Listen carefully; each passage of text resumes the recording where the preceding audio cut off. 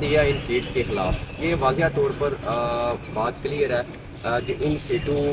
سے جو ہے وہ آزاد کشمیر کا نظام بلیک میل ہو رہا ہے۔ ان سیٹوں کی وجہ سے آزاد کشمیر کی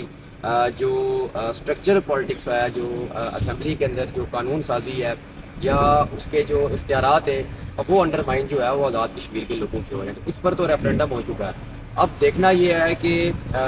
یہ جو حکومت کی طرف سے جو آپ بات کہہ رہے ہیں کہ پرائم منسٹر نے یہ اسٹیٹمنٹ دیا ہے، تو میں سمجھتا ہوں کہ اسٹیٹمنٹ پچھلے 3 سال سے بہت آئے، اسٹیٹمنٹس بھی آئے، ہم 6 ایگریمنٹس کر چکے ہیں، لیکن ابھی تک ان ایگریمنٹس، ان معاہدوں کی، ان وعدوں کی اور کوئی پریکٹیکل پوزیشن ہمارے سامنے نہیں آیا ہے۔ دیکھیں اب یہ سارے ٹیکٹیکل چیزیں ہیں جو حکمران کلاس ہے وہ آج الیکشن کو سامنے رکھ کے وہ یہ سوچ رہے ہیں کہ کچھ کا خیال یہ ہے کہ ہم 12 سیٹوں کی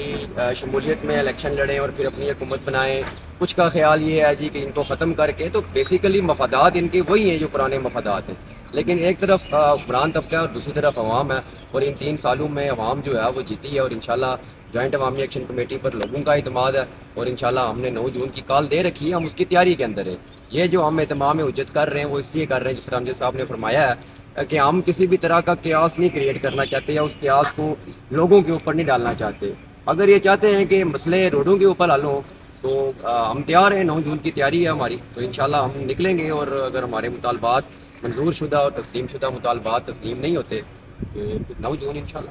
جی بہت شکریہ۔ یہ سے سعد